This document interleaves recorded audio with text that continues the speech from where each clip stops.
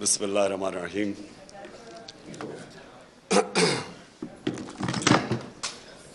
ایاک نعبد و ایاک نستعین۔ میں سارے اسپیکرز کو بڑے رسپیکٹفلی آپ سب کو ایڈمائر کرنا چاہتا ہوں۔ میں ایڈمائر اس لیے کرنا چاہتا ہوں کہ میں سمجھتا ہوں کہ آپ جہاد لڑ رہے ہیں۔ جہاد کی ڈیفینیشن کیا ہے؟ ظلم کا مقابلہ کرنا، ناانصافی کے سامنے اپنی آواز بلند کرنا۔ جو ساری انسانی تاریخ آپ اٹھا کے پڑھ لیں تو اس میں ہمیشہ قوموں کی زندگی میں وہ دور آتے ہیں جب انسانوں کو کنٹرول کرنے کی کوشش کی جاتی ہے۔ یہ جس کو ہم ڈکٹیٹرشپس کہتے ہیں، فیشزم کہتے ہیں، بادشاہت، یہ ساری جو آپ انسانی تاریخ دیکھیں تو کوشش یہ ہوتی ہے کہ انسانوں کو، جو اوپر بیٹھا ہوتا ہے بادشاہ یا ڈکٹیٹر، اس کی کوشش ہوتی ہے کہ انسان کی سوچ کو کنٹرول کر لے، اس کے اوپینینز کو کنٹرول کر لے، معاشرے کو کنٹرول کر لے۔ اور وہ کنٹرول کیوں چاہتا ہے؟ وہ معاشرے کی بہتری کے لیے نہیں چاہتا، وہ خود پوری پاور چاہتا ہے کہ وہ انسانوں کے اوپر راج کرے، بلکہ ایک چھوٹا خدا بننا چاہتا ہے، زمین کے اوپر ایک خدا بننا چاہتا ہے۔ اور انسانی تاریخ میں یہ بھی چیز ہے کہ زیادہ تر وہ معاشرے اوپر گئے ہیں جن میں آزادی ہو، آزادی رائے ہو، جو تنقید کو اجازت دیتے ہیں، جو حکمران کی اکاؤنٹیبلٹی کرتے ہیں، اس کا احتساب کر سکتے ہیں۔ اور یہ اگر آپ اسلام کی تاریخ پہلے دیکھ لیں، میں سب سے پہلے تو سے شروع کرتا ہوں کہ ریاست مدینہ کے اندر دو انسیڈنسز ہیں۔ ایک کہ حضرت علی رضی اللہ تعالیٰ ایک یہودی شہری سے کیس ہار جاتے ہیں کیونکہ قاضی ان کی گواہی قبول نہیں کرتا۔ اس سے دو چیزیں سامنے آتی ہیں۔ ایک تو مائنورٹیز، اقلیت کی کیا پوزیشن تھی اسلام میں؟ برابر کے شہری تھے۔ اور دوسری یہ کہ عام شہری بھی خلیفہ وقت کے سامنے کھڑا ہو سکتا ہے اور کیس جیت سکتا ہے۔ یہ آج بھی دنیا کے اندر، آپ اگر کہیں بھی دنیا کا کوئی بھی ملک لے لیں، آج بھی یہ نہیں پاسبل۔ وہ ایک آزاد معاشرے کے اندر ایک قوم اٹھی تھی۔ اور میں اس لیے لوگوں کو بار بار، کیونکہ بڑی بدقسمتی ہے میں جب HSN کالج، میرے ماں باپ نے اتنا پیسہ خرچ کیا، میں جب وہاں سے نکلا تو مجھے اپنی تاریخ کا کوئی آئیڈیا نہیں تھا، مجھے اسلام کی تاریخ کا آئیڈیا نہیں تھا۔ وہ آہستہ آہستہ میری زندگی میں، اپنے تجربے سے، میں پھر اپنی زندگی ہمیشہ ایویلیویٹ کرتا رہتا ہوں، اپنی تنقید کرتا ہوں، اپنے آپ کو کوشش کرتا ہوں کہ اپنی غلطیوں سے سیکھوں۔ تو میں نے جب دو معاشرے، برطانیہ جدھر میں نے 20 سال گرمیاں گزاری اور پاکستان، تو میں دونوں معاشروں کو جب اینالائز کرتا رہتا تھا تو میں خود کئی چیزوں کے اوپر کئی نتیجوں میں پہنچا۔ تو وہ جو دور تھا 622 سے لے کے 632 تک، جب ہمارے نبی صلی اللہ علیہ وسلم مدینہ میں آئے اور پھر دنیا سے گئے، اس کے اندر انہوں نے انسانوں کو آزاد کر دیا۔ یہ دیکھیں، یہ جو آزادی صحافت ہے نا، جو فریڈم آف ایکسپریشن ہے، اس سے بڑی یہ ایک حصہ ہے انسان کو آزاد کرنے کا۔ کیونکہ انسان کو ذہنی طور پہ جب آزاد ہوتا ہے تو وہی قومیں اوپر جاتی ہیں، وہ انسان بڑے کام کرتے ہیں، غلام کبھی بڑے کام نہیں کر سکتے۔ اس لیے علامہ اقبال،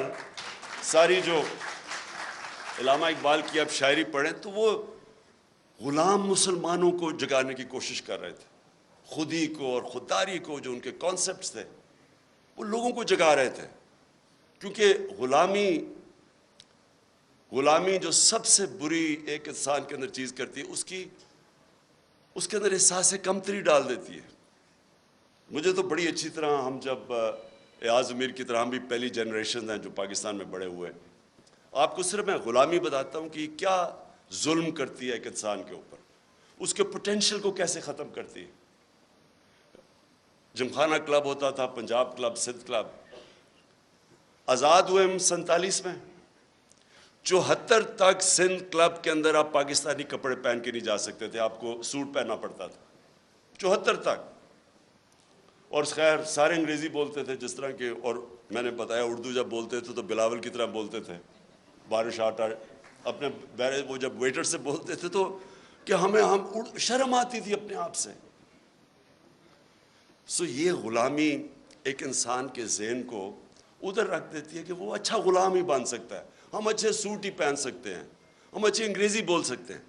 لیکن جو ایکسپلوژن ہوئی تھی مسلمانوں کی, جب ہمارے دنیا کے سب سے عظیم لیڈر نے انسانوں کو ذہنی طور پہ فکری آزادی دی تھی, تو انہوں نے ہر چیز میں دنیا کی امامت کی تھی. سب 200-300 سال تک سارے سائنٹسٹ پاکستان مسلمان تھے. تو وہ جو میری کوشش ہے کہ یہ جو میں حقیقی آزادی کی بات کرتا ہوں, تو میں یہ چاہتا ہوں کہ میری قوم آزاد ہو, اور صرف آزاد قوم اوپر جائے گی. لیکن وہ قوم تب تک آزاد نہیں ہو سکتی جب تک پہلے تو ہم اپنے معاشرے کے اندر یہ جو آزادی رائے اس کو انڈرسٹینڈ کریں. مجھے کہتے ہیں لوگ کہ جی آپ کے دور پہ تھے تو آپ نے پتہ نہیں کوئی سختیاں کی. پہلے تو میں یقین آپ کو دلاتا ہوں, میں نے کبھی مجھے آزاد میڈیا سے خوف نہیں ہوا. نہیں, اس کی وجہ آپ ڈرتے تب ہیں, کیوں ڈکٹیٹرز ڈرتے ہیں, یا کیوں جب بھی کوئی اب دیکھ لینا مڈل ایسٹ کے اندر جو بادشاہ تھا وہاں کوئی آزادی رائے نہیں ہے. کیوں ہے؟ کیونکہ وہ کنٹرول چاہتے ہیں لوگوں کا. کرپٹ پولیٹیشنز, نواز شریف نے, مجھے ابھی بھی یاد ہے 97-98 میں ہوگا کہ وہ نجم سیٹھی کو اس نے تنقید کی اس کی کرپشن پہ, اس نے اس کو بند کر کے 3 دن مار پڑوائی. اور میں افسوس کرنے گیا تو ابھی یہ عمران ریاض بات کر رہا تھا, وہاں یہ نہیں انہوں نے کہا کہ مجھے بڑی پاکستانیوں سے کال آئی جب نجم سیٹھی کو اس نے مار پڑوائی نواز شریف نے, اس نے کہا مجھے اسٹروپ ٹالبوٹ سے کال آئی ہے, امریکہ سے کال آئی ہے کہ جی بڑا ظلم ہو گیا. کیوں یہ ان کو خطرہ ہوتا ہے؟ کیونکہ انہوں نے کرپشن کی ہوتی ہے. جب کرپشن کی ہوتی ہے تو ان کو کنٹرول کرنا ہوتا ہے, اور یا پھر تم نے قانون توڑنے ہوتے ہیں. میں نے صرف مجھے ایک ایشو ہوتا تھا. دیکھیں, آزادی رائے کا مطلب یہ نہیں کہ آپ لوگوں کی توہین کریں, سلانڈر کریں. اب میں کیونکہ انگلینڈ میں نے کیس لڑا ہوا ہے عدالت کے اندر ڈیفیمیشن کا, تو وہاں تو اگر آزادی رائے ہے تو ساتھ پورا یہ بھی آپ کو چیک اور بیلنس ہے. آپ ہر کچھ کسی کی پگڑی نہیں اچھال سکتے, تو لوگوں کو موقع ملتا ہے کہ عدالت میں جا کے اپنی عزت بحال کرے یا ڈیفیمیشن کے کیس کرے. بدقسمتی سے میں پرائم منسٹر تھا, میرے اوپر اسی نجم سیٹھی نے کوئی بڑی غلط باتیں رکھی, میں اس کو عدالت میں لے گیا. میرے دور میں تو وہ کیس لگا ہی نہیں. تو پرائم منسٹر کو ہی اگر انصاف نہیں ملتا تو بیچارے عام لوگوں کو کیا ملنا ہے. جب آپ کے پاس آزادی آتی ہے اس کے ساتھ ذمہ داری بھی آتی ہے. میں نے جتنا ٹائم برطانیہ میں گزارا اس کے ساتھ ذمہ داری ہوتی ہے آزادی کے ساتھ. اب میں دوسری چیز پہ آتا ہوں, پاکستان میں کیا ہو رہا ہے. میں نے ابھی ایاز امیر نے بڑی ڈیٹیلز میں اس چیز کے اوپر بات کی. میں اپنی ذرا ایوولوشن بتاتا ہوں کہ ہم جب 90s کے اندر تماشا دیکھ رہے تھے, دونوں پارٹیز آئیں, 2 دفعہ کرپشن میں دونوں کو نکالا گیا, تو تب ہمارے ان دونوں پارٹیز کو دیکھ کے میرے بھی ذہن میں آیا کہ شاید کم کرپشن ہوگی کہ اگر ملٹری اس سے بہتر ہوگی. یہ ہم نے واقعی سوچنا شروع کر دیا کہ اس سے بہتر تو ہے. وہ ضیاء کے زمانے میں گروتھ ریٹ بھی زیادہ تھی, اکانومی بھی آگے تھی, لگ رہا تھا. تب وہ چیز ہے کہ تنقید نہیں تھی تو اس سے کئی چیزیں پتہ ہی نہیں چلتی تھی. تو ہم نے بھی یہ سوچنا شروع کیا, کیونکہ انہوں نے جو دونوں دفعہ کرپشن میں گئی, ان کے اوپر پورے دونوں نے ایک دوسرے کے اوپر جو کیسز بنائے کرپشن کے, کوئی سر مال تھا, کوئی حدیبہ پیپر مل تھی. مجھے یاد ہے فاروق لغاری جب وہ کیئر ٹیکر گورنمنٹ آئی 96 میں, تو انہوں نے مجھے پوری فائلیں دی کہ بے نظیر اور زرداری نے $1.5 ارب ملک سے نکالا. میں اب بات کر رہا ہوں 96 کی, اور نواز شریف نے بھی $1.5 بلین ملک سے باہر نکالا. تو میں تو پالیٹکس میں آئی کرپشن کے خلاف تھا. دیکھیں, اور کرپشن جو ہے نا وہ ایک سمٹمز ہے جس ملک کے اندر قانون کی بالادستی نہ ہو. جدھر رول آف لا نہیں ہوتا ادھر کرپشن ہوتی ہے. رول آف لا بھی میں ایکسپلین کر دوں کہ طاقتور کے لیے جب تک آپ قانون کے نیچے نہیں لے کے آتے وہ رول آف لا نہیں ہے, وہ پھر طاقت کی حکمرانی ہے جو جنگل کا قانون ہے. تو میں نے جب دیکھا کہ یہ دو باری لے کے آئے اور دونوں آ کے نواز شریف نے جتنی دیر میں پرائم منسٹر تھا اتنی اس سے کم ٹائم میں اس نے 17 فیکٹریاں بنا لی, 3 سال کے اندر 17 فیکٹریاں بنا لی اور گورنمنٹ بینکس سے قرضے لیے. اب یہ جو میں فرق کیا تھا, میں نے برطانیہ کا سسٹم دیکھا ہوا تھا, ان کی پارلیمنٹ دیکھی ہوئی تھی, ان کے پولیٹیشنز کے اوپر میں نے جو ان کے اوپر چیکس اور بیلنسز ہیں, جو ان کی اخلاقیات ہے وہ میں نے دیکھی ہوئی تھی. تو ہم چاہتے تھے ہمارا بھی ملک آگے بڑھے. انہوں نے آتے ساتھ ہی دونوں پارٹیز نے مل کے سب لگ گئے پیسہ بنانے کے لیے. تو میں آیا تھا کرپشن کے خلاف, اور آپ جب مشرف کا دور آیا تو مجھے یاد ہے جنرل امجد نے فائلیں دکھائی ان کی چوری کے اوپر, بتایا کہ انہوں نے کتنی کرپشن کی ہوئی ہے. اور ہم نے جنرل مشرف کی شروع میں سپورٹ اس لیے کی کہ ہم سمجھے کہ جنرل مشرف واقعی کرپشن ختم کرنے آیا ہے. وہ بعد میں پتہ چلا کہ وہ کرپشن کے نام پہ ہم سارے اس کی سپورٹ کر, وہ بھی پاور کے لیے آیا تھا, اور انہی لوگوں کو پھر این آر او دے دیا اس نے, جبکہ کسی کی رائٹ نہیں ہے کہ آپ پبلک کا پیسہ چوری ہو وہ معاف کر دے. کرپشن کا مطلب ہوتا ہے پبلک کا پیسہ چوری کا مطلب ہوتا ہے میرا کوئی چوری کرے. کرپشن ہے جو عوام کا پیسہ چوری کرے, تو اس کے پاس تو رائٹ ہی نہیں تھا کہ ان کی چوری معاف کرنا. بہرحال اس کے بعد یہ دو آیا اور انہوں نے جو 10 سال میں کیا. اب جو مجھے چیز سب سے جس پوائنٹ پہ میں آ رہا ہوں, میں ہمیشہ سمجھتا رہا کہ جو ہماری اسٹیبلشمنٹ ہے اس کو زیادہ ملک کی فکر ہوگی اور وہ اس چیز کو ہونے نہیں دیں گے. وہ جب دیکھتے ہیں چوری تو وہ اس کے اوپر ایکٹ کریں گے. کیونکہ مجھے تھرو آؤٹ جب میں یہ سٹرگل کر رہا تھا تو مجھے اسٹیبلشمنٹ کی طرف سے کئی دفعہ مجھے آئی ایس آئی نے مجھے بتاتے تھے ان کی چوری کے, یہ جی فلانے انہوں نے اتنی چوری کی. یہ بھی جو دور تھا ان کا 2008 سے لے کے, تب بھی مجھے وہ مٹیریل جی اس نے اتنا چوری کر لیا, وہ چائنا جا کے تو اتنی کک بیکس لے لی, یہ مجھے بتایا کرتے تھے کہ وہ جی اس کا حمزہ یہ سلمان شہباز یہ وہ چائنا پہنچا تھا کک بیکس لینے کے لیے کانٹریکٹس کے اوپر. یہ ساری انہوں نے ان سے مجھے انفارمیشن آئی تھی. اور جب میں پھر پرائم منسٹر بنا تو سارے کیسز سب کو پتا تھا کہ ان کے کیسز کون سے ہیں, اور بدقسمتی سے جو نیب تھی وہ ہمارے کنٹرول میں نہیں تھی. تو مجھے تب بھی سمجھنا ہے کہ کیسز سارے میچور ہیں, کیوں نہیں پکڑے جا رہے ہیں. تو بعد میں پتہ چلا کسی کا شفقت کا ہاتھ تھا, وہ کبھی ایکسیلیٹر دبا دیتے تھے پھر کبھی واپس آ جاتا تھا. ہم جناب دیکھ رہے ہیں تماشا, گالیاں ہمیں پڑ رہی ہیں کہ جی آپ نے وہ کسی کو نیب میں لے کے جاتے تھے تو مجھے گالیاں نکال کے اندر جاتے ہوئے بھی باہر نکلتے ہوئے بھی. لیکن ہمارا ہاتھ میں, میرے ہاتھ میں نیب کدھر تھی. میں تو کہا اگر میرے ہاتھ میں نیب ہوتی تو یہ بڑے آرام سے کم از کم 15-20 لوگوں سے ہم اربوں روپیہ نکال لیتے ان کو جیلوں میں ڈال کے. اچھا اب جناب یہ اپریل میں جو ہوا, میں جو میرے ذہن میں جو شوق ہے, چلیں ہم یہ نہیں کسی کو اکیوز کرتے کہ وہ ایک سازش کا حصہ تھی, لیکن میں یہ سوال پوچھتا ہوں اسٹیبلشمنٹ سے کہ آپ نے ان لوگوں کو کیسے ہمارے ملک کے اوپر مسلط ہونے دیا جبکہ آپ خود ہی بتاتے تھے کہ ان کی کتنی چوری ہے. اس کا تو یہ مطلب کہ چوری آپ کے لیے بری چیز نہیں ہے. اور میں اس لیے ایک ملک میں یہ اپنے دور میں نے شروع کر دیا تھا رحمت للعالمین اتھارٹی بنا کے سیرت نبی اپنے بچوں کو پڑھائیں, کیونکہ جو امر بالمعروف ہے وہ ایک معاشرے کا کارنر سٹون ہوتا ہے. ایک معاشرہ جب اچھائی کے ساتھ کھڑا ہوتا ہے اور برائی کے خلاف کھڑا ہوتا ہے تو معاشرہ فائٹ کرتا ہے برائی, کرپشن کو معاشرہ فائٹ کرتا ہے.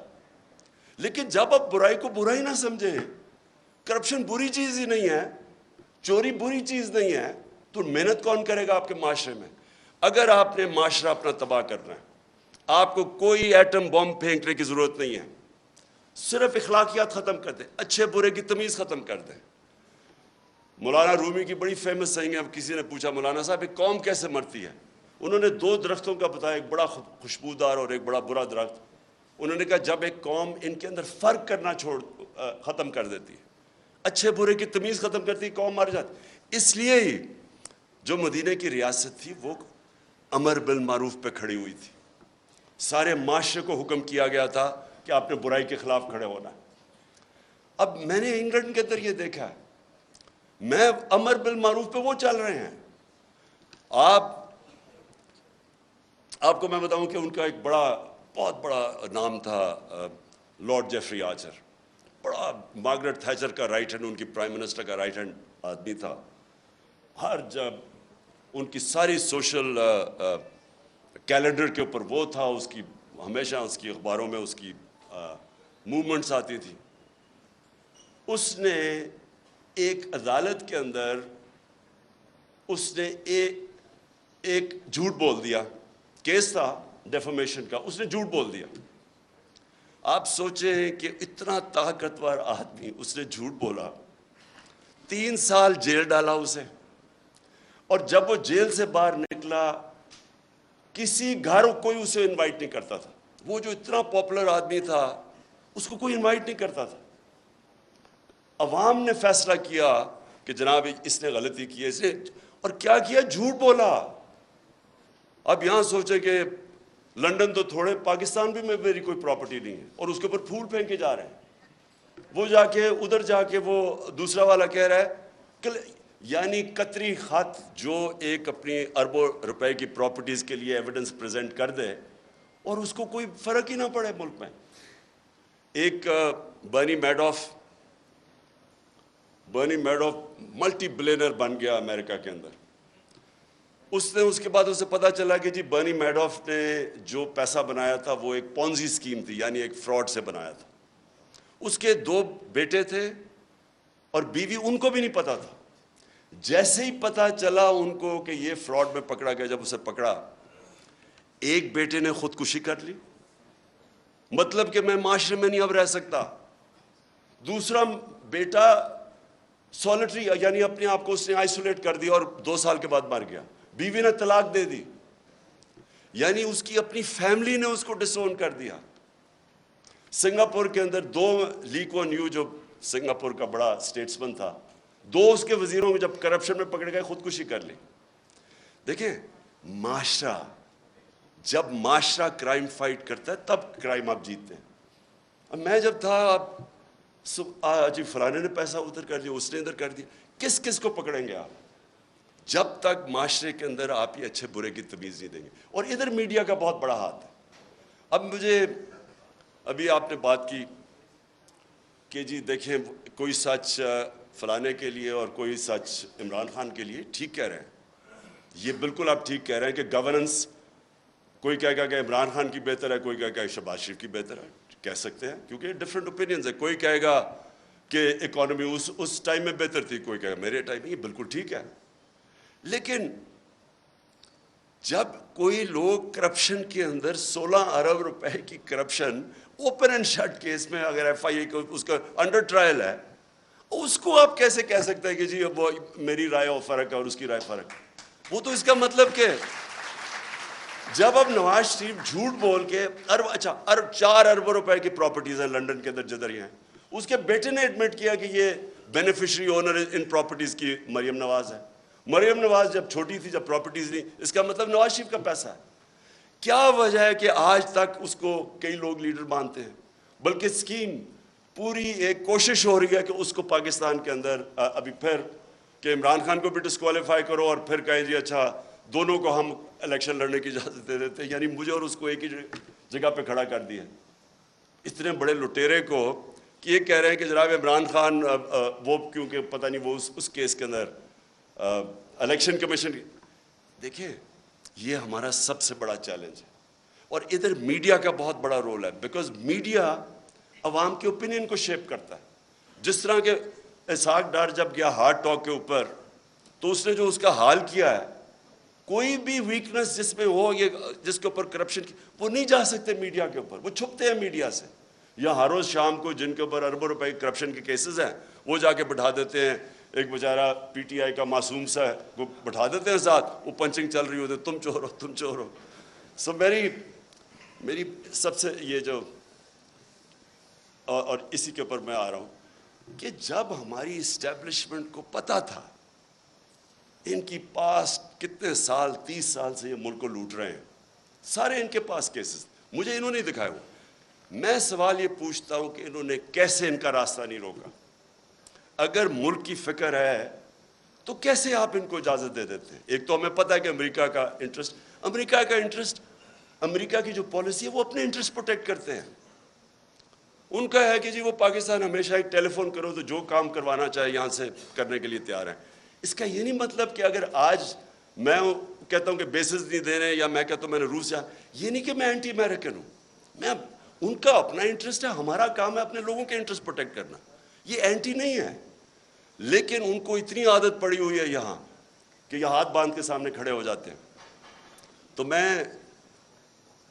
یہ مجھے ایشو ہے کہ کیسے ایک باہر سے, ہمیں پتہ ہے ڈونلڈ وہ تو سب کے پاس, اس کا جو سائفر تھا وہ تو سب کے پاس ہے, وہ تو آرمی چیف کے پاس بھی گیا تھا, پریزیڈنٹ پاکستان کے پاس بھی گیا, میرے پاس آیا, فورن آفس کے پاس, تو وہ تو ہمارے پاس پتہ تھا کہ وہ ایک انڈر سیکرٹری کہتا ہے کہ عمران خان کو اگر نہیں ہٹاؤ گے تو کانسیکوینسز ہوں گے پاکستان کے لیے. لیکن میں حیران ہوں کہ جب یہ بھی پتہ تھا کہ باہر سے سازش ہے, یہ بھی پتہ تھا کہ ہمارے لوگوں کو پیسے دے کے خریدا جا رہا ہے, اور یہ بھی پتہ تھا کہ چور ریپلیس کرنے والے ہیں جن کے اوپر کرپشن آپ کے دور میں کیسز بنے ہوئے ہیں, پھر کیسے ان کو اس ملک پہ مسلط ہونے دیا؟ کیونکہ اسٹیبلشمنٹ کے پاس پاور ہے, ان کے پاس اس وقت سب سے زیادہ پاور ہے, تو پاور کے ساتھ ذمہ داری آتی ہے. یہ نہیں ہو سکتا کہ پاور آپ کے پاس ہے اور ذمہ داری کسی اور کے پاس ہے. اتھارٹی اور پاور ساتھ ساتھ جاتے ہیں.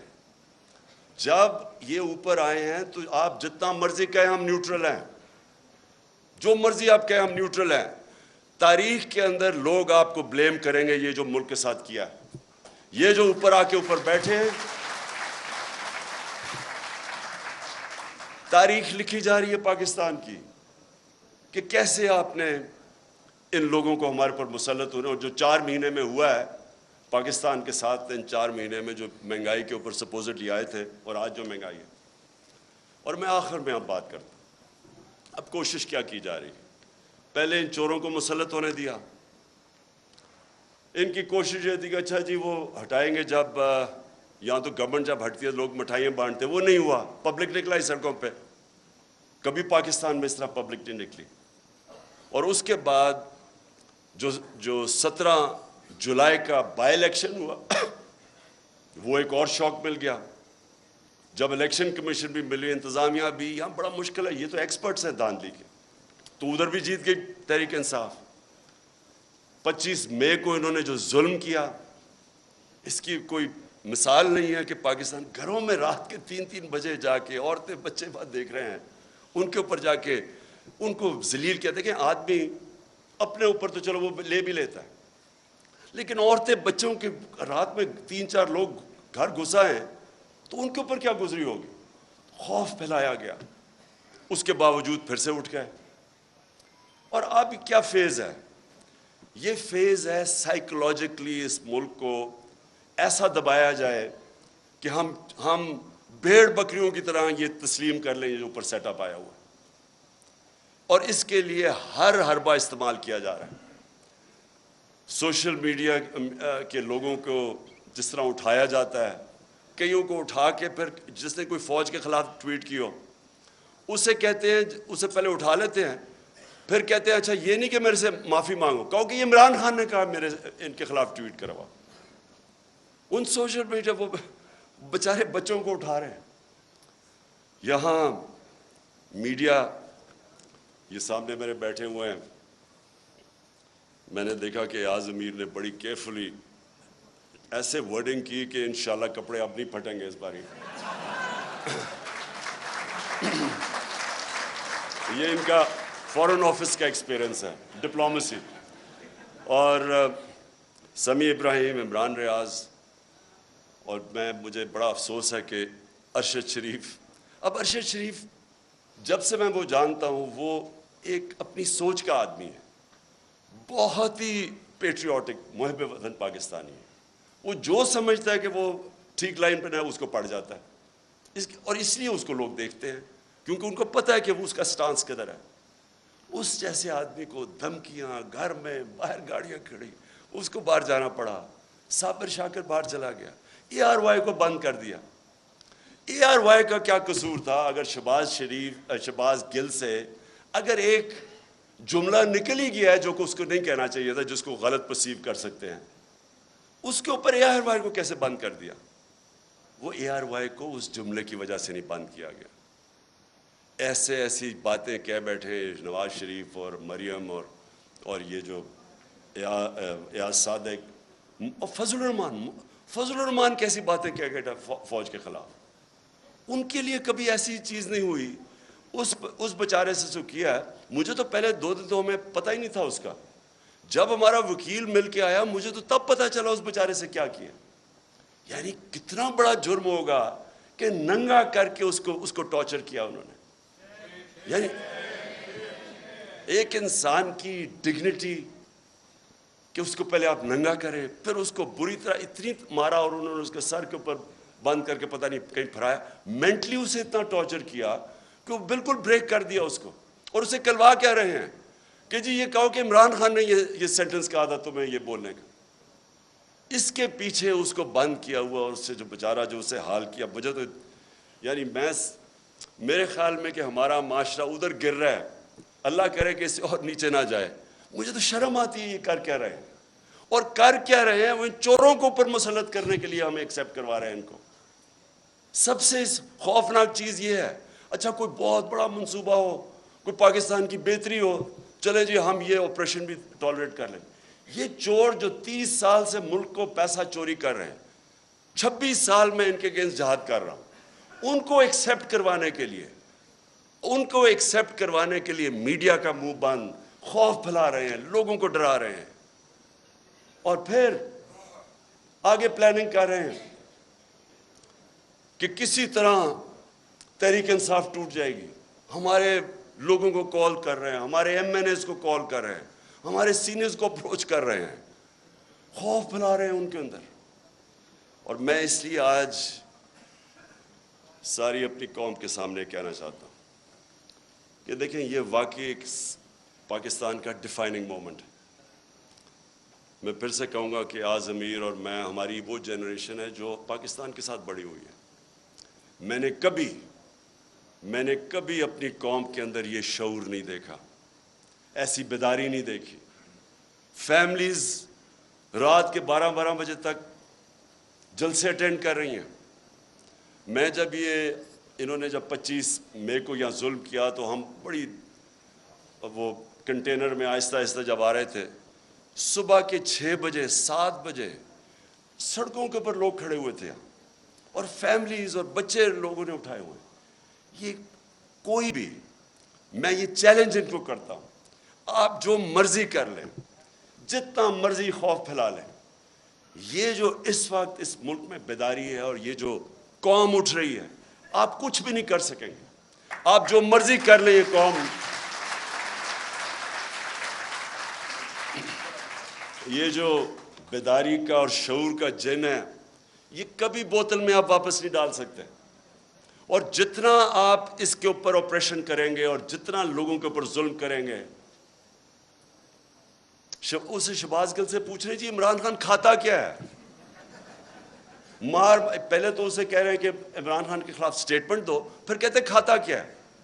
میں آپ سب کو بتانا چاہتا ہوں کہ یہ ایسے نہیں وہ پوچھ رہے کھاتا کیا ہے کہ ان کو میری ڈائٹ کی اتنی فکر نہیں ہے. 4 شہباز شریف کے جو گواہ تھے ایف آئی اے کے 16 ارب کے کرپشن کیس کے اندر, 4 گواہ 2 مہینے کے اندر ہارٹ اٹیک سے مرے ہیں. ان کو کھانے کا ہی پتا تھا کہ وہ کھاتے کیا ہیں. اس کا جو انویسٹیگیٹر تھا ڈاکٹر رضوان ایف آئی اے کا, وہ ہارٹ اٹیک سے مرا. جو دوسرا انویسٹیگیٹر تھا اس کو ہارٹ اٹیک ہوا لیکن بچ گیا. اور یہ کھاتے کیا ہیں پتہ ہوتا ہے تو یہ پھر ان کو آگے پھر کیسے ان کو ٹھکانے لگاتے ہیں. تو میں یہ آخر میں اپنے نیوٹرلز کو پیغام دینا چاہتا ہوں. کیا آپ کو فکر ہے اس قوم کی؟ بالکل یاز امیر نے ٹھیک بات کی. آپ کو پتہ ہے ملک کدھر جا رہا ہے؟ کیا کسی ملک کی جو معیشت کا اس وقت حال ہے، کیا جب تک پولیٹیکل سٹیبلٹی نہیں آتی معیشت ریکور کر سکتی ہے؟ معیشت کیسے آپ کی ٹھیک ہوگی جب ایک ملک میں کسی کو واقعی نہیں پتا، مجھے نہیں پتا، کسی کو نہیں پتا کہ 1 مہینے 2 مہینے 3 مہینے میں کیا ہوگا. میں نے اگر آج معیشت اس طرح اوپر جاتی ہے، دولت میں اضافہ تب ہوتا ہے جب ملک میں انویسٹمنٹ ہوتی ہے، نوکریاں ملتی ہیں، ویلتھ کریشن ہوتی ہے. تو جو بھی انویسٹمنٹ کرتا ہے وہ پہلے دیکھتا ہے کہ آج اگر میں پیسہ انویسٹ کروں گا تو 3-6 مہینے 1 سال کے بعد اس کو سرٹنٹی چاہیے ہوتی ہے، اس کو سٹیبلٹی چاہیے ہوتی ہے اگر پیسہ اس نے انویسٹ کر رہا ہے. آج کون انویسٹ کرے گا؟ اور یہ اگر یہی آپ کا خیال ہے کہ بہت بڑی اچیومنٹ ہو گئی کہ جی وہ ابھی سعودی عربیہ سے پیسہ آ جائے گا اور ادھر سے آ جائے گا پیسہ یو اے ای سے یا چائنا نے، اس سے تو یہ تو کینسر کا علاج ڈسپلن سے کر رہے ہیں آپ. اگر ویلتھ کریشن ہی نہیں ہو رہی اور آپ قرضے لیتے جا رہے ہیں تو قرضے تو واپس کرنے ہیں آپ نے، تو ڈیٹ سروسنگ تو بڑھتی جا رہی ہے. ہم جب پہلا سال تھا تو جتنا ہم نے ٹیکس اکٹھا کیا آدھا ٹیکس چلا گیا ڈیٹ سروس، قرضوں پہ سود دینے پہ، تو سارے ملک کے لیے آدھا ٹیکس رہ گیا. سو اس لیے یہ کوئی حل ہے کہ آپ سمجھیں کہ تھوڑے قرضے آ گئے تو چلو تھوڑا اور ملک آگے چل جائے گا؟ حل اس کا یہ ہے پولیٹیکل سٹیبلٹی میں، اور پولیٹیکل سٹیبلٹی صرف آئے گی فری اینڈ فیئر الیکشن سے. اس کے علاوہ صاف اور شفاف، میں آج چیلنج کرتا ہوں، صاف اور شفاف الیکشن کے علاوہ مجھے کوئی بتا دے کہ پاکستان میں سٹیبلٹی کیسے آئے گی. اور پولیٹیکل سٹیبلٹی نہیں آئے گی، اکنامک سٹیبلٹی نہیں آئے گی، اور اکنامک سٹیبلٹی نہیں آئے گی تو یہ ملک تو نیچے جا رہا ہے، قرضے چڑھتے جا رہے ہیں، حل تو کسی کے پاس ہے ہی نہیں. اس لیے میں اپنے نیوٹرل سے آخر میں یہ کہتا ہوں کہ ابھی بھی وقت ہے، ابھی بھی ٹائم ہے، اپنی پالیسیز ریویو کریں. بند کمروں میں کئی دفعہ فیصلے ہوتے ہیں، وہ فیصلے اچھے نہیں ہوتے. آپ کو ریویو کرنے چاہیے اور سوچنا چاہیے کہ ہم نے یہ ملک 22 کروڑ کے لوگ ہیں، ینگ پاپولیشن ہے، 60% آبادی ہماری 30 سال کی عمر سے کم ہے، ان کو نوکریاں چاہیے. اور اگر اس وقت صحیح فیصلے نہیں ہوں گے اور یہ کمپاؤنڈ فیلئر کیا جائے گا کہ انہی لوگوں کے اوپر کوشش کریں گے کہ سختی کر کے آپریشن کر کے کہیں ہم ان چوروں کو ایکسیپٹ کر جائیں. میں اپنی طرف سے تو کہنا چاہتا ہوں ان کے نیچے، میں اگر مجھے کوئی کہنا کہ ان کے نیچے میں نے اب اپنی زندگی گزارنی ہے، میں سمجھوں گا کہ مجھے موت اس سے زیادہ بہتر ہے بجائے ان چوروں کے نیچے میں اپنی زندگی گزاروں. شکریہ.